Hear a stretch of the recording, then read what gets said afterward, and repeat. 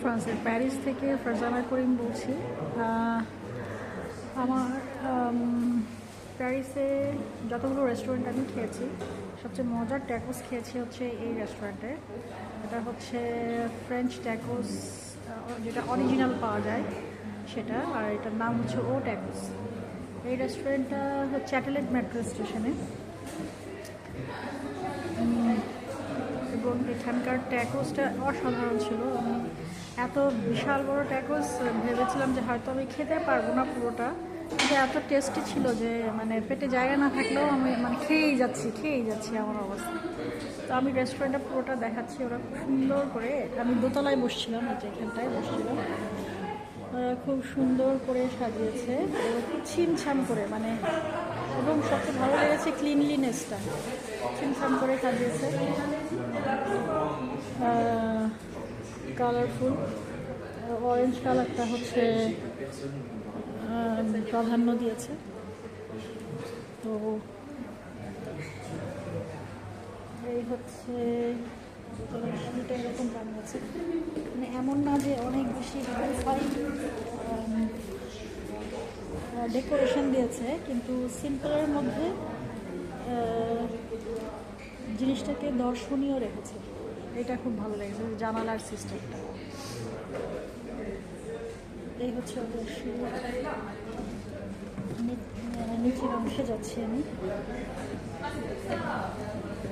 এটা হচ্ছে গ্যাস। তো এখানে একটা সুবিধা আছে, সেটা হচ্ছে মেশিনেও ইচ্ছে মতো দেওয়া যায়, অর্ডার দেওয়া যায়। আর এখানে একটা সুবিধা হচ্ছে কি যে এখানে হালাল খাবার পাওয়া যায়, এখানে কোনো পর্ক সেল করা হয় না।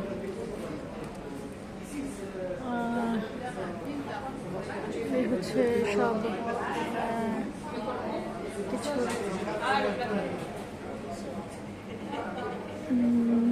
দাম দেওয়া আছে।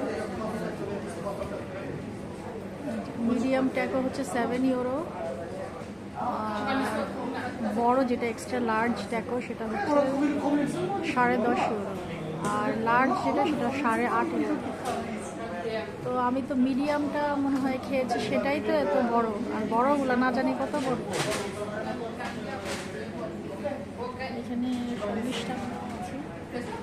আর ওটাই বললাম যে খুব সাধারণভাবে সাজানো হলেও এর খাবার অসাধারণ। কোথায় যাবো? হ্যাঁ আমি আছি তো, ওই যে বৃষ্টি হচ্ছে, বেরোতে পারছি। তো এই তো অবস্থা। এটা হচ্ছে কিচেন, এটা কিচেনে কাজ করতেছে। সব বাংলাদেশিরা কিন্তু কাজ করে এখানে কিচেনে।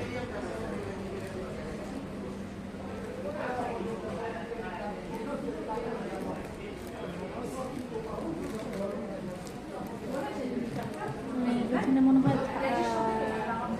থাকার ব্যবস্থা আছে, নিচে যারা স্টাফ আছে তাদের হচ্ছে এই নিচে থাকার ব্যবস্থা।